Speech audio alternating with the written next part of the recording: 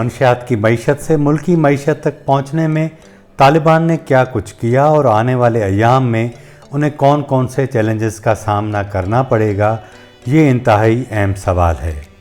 آج ہم کوشش کریں گے کہ زمینی حقائق کو سامنے رکھتے ہوئے ان تمام معاملات کا جائزہ لیں، ماضی میں کیا ہوا اور مستقبل میں کیا ہوگا اس پر بات کریں۔ ہمارے وہ ناظرین جنہوں نے ابھی تک ہمارا چینل سبسکرائب نہیں کیا، ان سے گزارش ہے کہ چینل کو سبسکرائب کریں، لائک کریں اور ساتھ ساتھ اپنے دوستوں کو یہ ویڈیو شیئر بھی کریں۔ اگست 2018 تک امریکہ یہ دعویٰ کرتا رہا کہ اس نے افغانستان میں 4 سے 500 تک کے درمیان منشیات کی تجربہ گاہوں میں سے تقریباً 200 کو تباہ کر دیا ہے، جن میں سے نصف جنوبی ہلمند صوبے میں تھیں، اور یہ بھی دعویٰ کیا کہ فضائی بمباری سے طالبان کی افیون کی تجارت کی 1/3 آمدنی کو ختم کر دیا گیا۔ بی بی سی کے مطابق طالبان منشیات کی صنعت میں اپنی شمولیت سے ہمیشہ انکار کرتے رہے ہیں، اور وہ پوست کی کاشت پر سن 2000 میں مکمل پابندی عائد کرنے کے اپنے عمل پر فخر بھی کرتے ہیں۔ رواں سال کے اوائل میں شائع ہونے والی ایک رپورٹ میں یہ پتہ چلا تھا کہ طالبان افغانستان کے 70% علاقے میں سرگرم ہیں اور اس کا وہاں وجود پایا جاتا ہے۔ ان علاقوں میں انہوں نے ٹیکس کے نظام کو قائم رکھنے کی کوشش کی ہے۔ ایک کھلے خط کے ذریعے طالبان کے مالی کمیشن نے ان افغان تاجروں کو خبردار کیا تھا کہ وہ طالبان کے زیر قبضہ علاقے سے اپنے سامان کو لے جانے کی صورت میں ٹیکس ضرور ادا کریں۔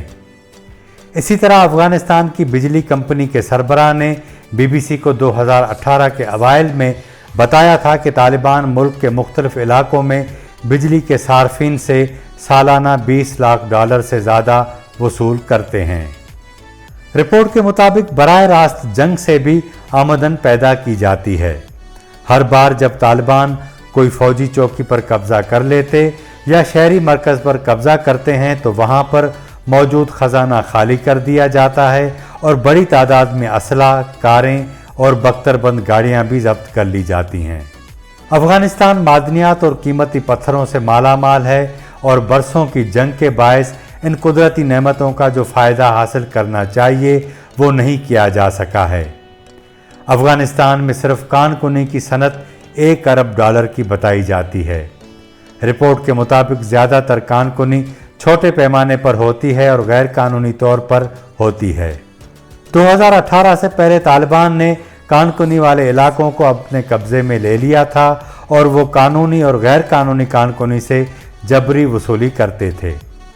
اقوام متحدہ کی analytical support and sanctions monitoring team نے 2014 کی اپنی رپورٹ میں کہا تھا کہ طالبان نے جنوبی صوبے ہلمند میں 25 سے 30 غیر قانونی کان کنی کے آپریٹروں سے $1 کروڑ سے زیادہ رقم حاصل کی۔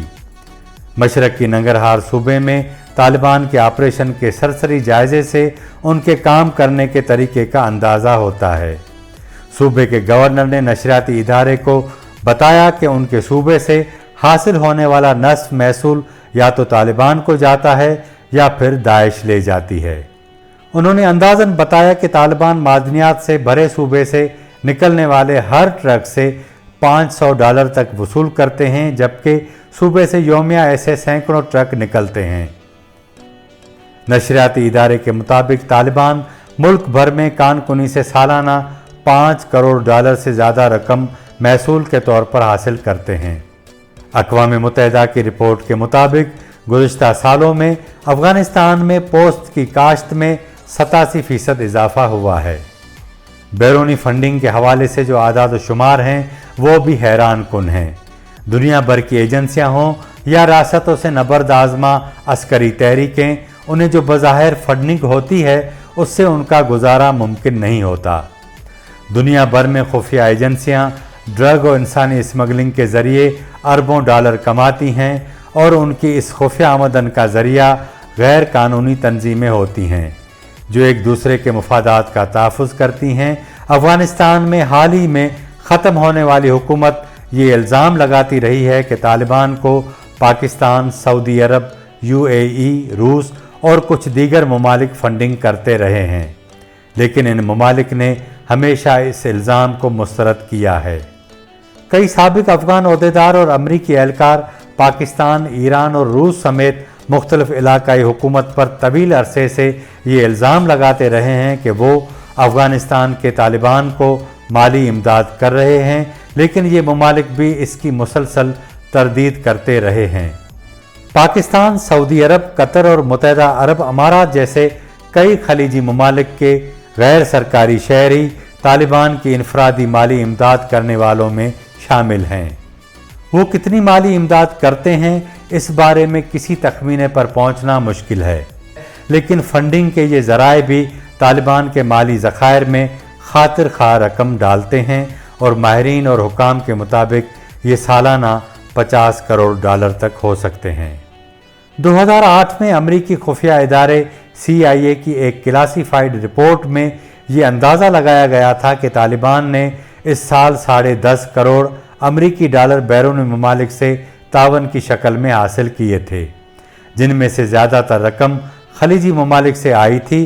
जाहिर है कि यह रकम किसी धमकी की बजाय इमदाद और अजर की खातिर दी गई होगी। अरब ममालिक में तालिबान की सरकारी और अवामी सतह पर हिमायत मौजूद रही है। यही सबब है कि दोहा में एलानिया अफ़गान तालिबान का मरकज़ कायम किया गया और उसी के नतीजे में एक थका देने वाली प्रैक्टिस के बाद तालिबान आलमी सिफारतकारी का हुनर सीख गए। लेकिन अब जब उन्हें इक़्तिदार मिल गया है तो उनके लिए बहुत बड़े चैलेंजेस पैदा हो गए हैं। अमेरिका और उसके इत्तेहादियों से लड़ना इक़्तिदार चलाने से ज़्यादा आसान था। तालिबान को सबसे बड़ा चैलेंज ये होगा कि वो उन जंगजुओं से असला लेकर कैसे उन्हें हुकूमती मामलात में शामिल करते हैं जो इस जदोजहद में उनके साथ रहे, जो एक उम्र तक सिर्फ बंदूक की ज़बान बोलते और समझते रहे। साथ साथ तालिबान को दुनिया के साथ चलने के लिए अपनी फ़िक्र से अलग होकर एक नया नज़रिया अपने लोगों को हज़म कराना होगा। जबकि 20 बरसों के दौरान अमेरिका और उसके बैरूनी और मकामी इत्तेहादियों ने अफ़गान सरज़मीन पर जो अपनी हिमायत पैदा की है वो आर्जी तौर पर तालिबान की फ़तह के जश्न में दब तो गई है, लेकिन अगर तालिबान ने अपना पुराना अंदाज़ हुक्मरानी तर्क न किया तो आने वाले दिनों में उनके लिए मसाइल मज़ीद बढ़ते जाएंगे और इस खित्ते की वो क़ुव्वतें जो तालिबान के नुक्ता नज़र और खित्ते के मफादात के ख़िलाफ़ हैं वो तालिबान का घेरा तंग कर देंगी। आने वाले दिनों में चीन, रूस, तुर्की और पाकिस्तान का किरदार इंतहाई अहम होगा और तालिबान इन ममालिक की मदद के बगैर आगे बढ़ नहीं सकेंगे।